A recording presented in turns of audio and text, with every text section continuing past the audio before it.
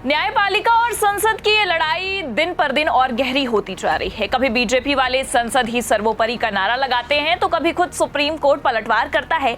लेकिन अब इस मामले में खुद सीजेआई गवाही सामने से आकर बीजेपी पर पलटवार करेंगे, इसकी तो कभी किसी ने कल्पना तक नहीं की होगी, लेकिन अब ऐसा होता नजर आ रहा है।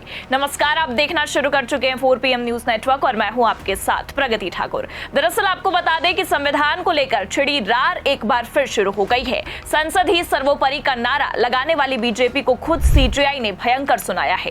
और सबसे बड़ी बात यह है कि इस बार सीजेआई ने केवल उपराष्ट्रपति धनखड़ को नहीं बल्कि बीजेपी आलाकमान को भी निशाने पर ले लिया है, जिसे लेकर अब बवाल काफी बढ़ चुका है। तो फिलहाल संविधान को लेकर सीजेआई ने कैसे बीजेपी को सीधा टारगेट किया है, आपको आगे खबरें बताएंगे। लेकिन उससे पहले आपको सीजेआई गवाही के उस बयान से रूबरू करवाते हैं जिसमें सीजेआई ने डायरेक्ट सांसदों के अधिकारों के बारे में बात करते हुए भारतीय जनता पार्टी को निशाने पर ले लिया है। खबर देखिए आप, जनसत्ता की इसमें लिखा है, ये न्यायिक आतंकवाद ना बन जाए, संसद और अदालत के अधिकार क्षेत्रों को लेकर क्या बोले सीजेआई गवाही। और इतना ही नहीं बल्कि देखिए भास्करी खबर इसमें भी लिखा है, सीजेआई बोले अधिकारों की रक्षा के लिए अदालतों की सक्रियता जरूरी, लेकिन ये जुडिशियल टेररिज्म ना बने। तो जिस तरह से पिछले कुछ दिनों से या कह सकते हैं कि पिछले कुछ महीनों से ही संसद और न्यायपालिका के अधिकारों को लेकर जंग छिड़ी हुई थी, उसे लेकर अब खुद सीजेआई गवाही ने सामने से आकर अपनी बात रख दी है। क्योंकि आपको बता दें कि तत्कालीन सीजेआई खन्ना पर तो संसद के अधिकारों के बीच में टांग अड़ाने जैसे आरोप भी लगे हैं, जो अपने आप में कोई छोटी बात नहीं है। लेकिन अब इस मामले में खुद सीजेआई गवाही ने सामने से आकर अपनी प्रतिक्रिया देती है, अपनी बात रखती है। देखिए आगे खबर में लिखा है, भारत के मुख्य न्यायाधीश BR गवाई ने शुक्रवार को कहा कि संविधान और नागरिकों के अधिकारों को बनाए रखने के लिए न्यायिक सक्रियता जरूरी है, ये बनी रहेगी, लेकिन इसे न्यायिक आतंकवाद में नहीं बदला जा सकता है। सीजेआई ने कहा कि भारतीय लोकतंत्र के तीनों अंगों विधायिका, कार्यपालिका और न्यायपालिका को उनकी सीमाएं दी गई हैं। तीनों को कानून के अनुसार ही काम करना होगा। जब संसद कानून या नियम से परे जाती है तो न्यायपालिका हस्तक्षेप कर सकती है।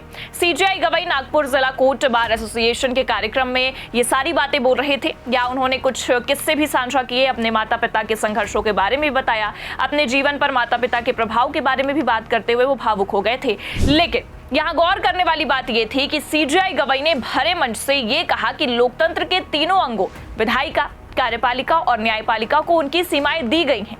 तीनों को कानून के अनुसार काम करना होगा, जो कि आप भी जानते हैं कि भारतीय जनता पार्टी और उनकी बोली बोलने वालों को ये गवारा नहीं गुजरेगा, क्योंकि पहले भी बीजेपी वाले इस बात को लेकर कई दफा सवाल जवाब कर चुके हैं। और इतना ही नहीं बल्कि आपको ये भी बता दें कि सत्ताधारी पार्टी तो खुद न्यायपालिका को ही कानून का पाठ पढ़ाने लग जाती है।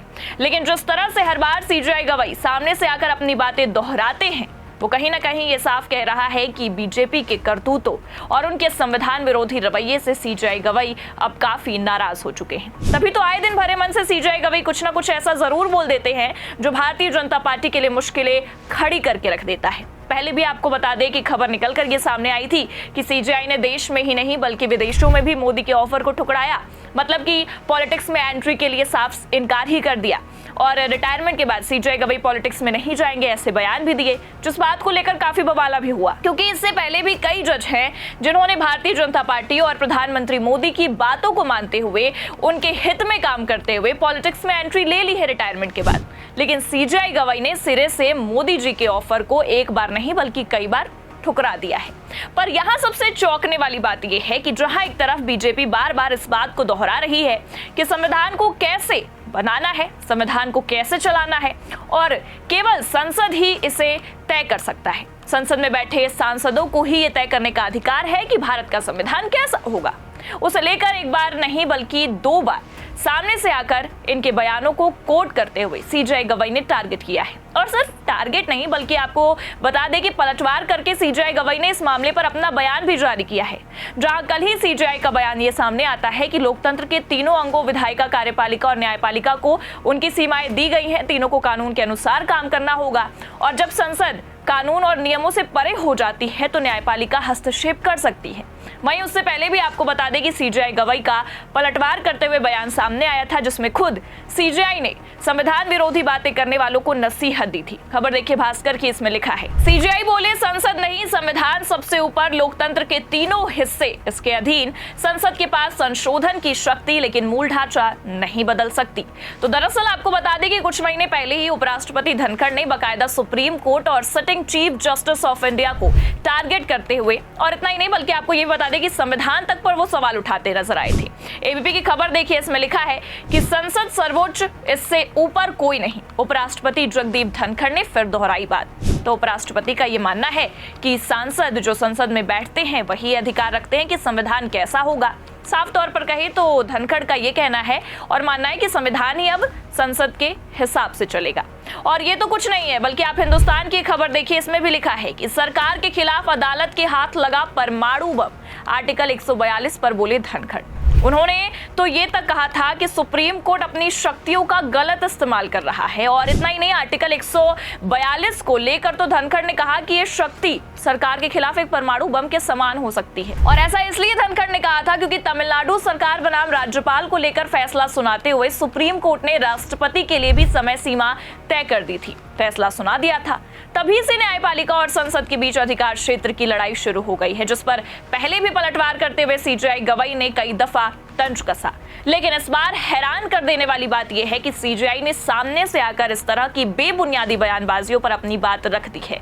संविधान को लेकर अधिकार क्षेत्रों तक पर बीजेपी और उनकी बोली बोलने वालों को पाठ पढ़ा डाला है। खबर देखिए, इसमें आगे लिखा है, भारत के मुख्य न्यायाधीश BR गवई ने कहा है कि भारत का संविधान सबसे ऊपर है। हमारे लोकतंत्र के तीनों अंग न्यायपालिका, कार्यपालिका और विधायिका संविधान के अधीन काम करते हैं। सीजेआई गवई ने कहा है कि कुछ लोग कहते हैं कि संसद सर्वोच्च है, लेकिन मेरी राय में संविधान ही सर्वोपरि है। सुप्रीम कोर्ट के 92 सीजेआई के रूप में शपथ लेने वाले justice Gavai home town Amravati में अपने अभिनंदन समारोह में बोल रहे थे। सीजेआई गवई ने कहा कि संसद के पास संशोधन करने की शक्ति है, लेकिन वो संविधान के मूल ढांचे को बदल नहीं सकती है।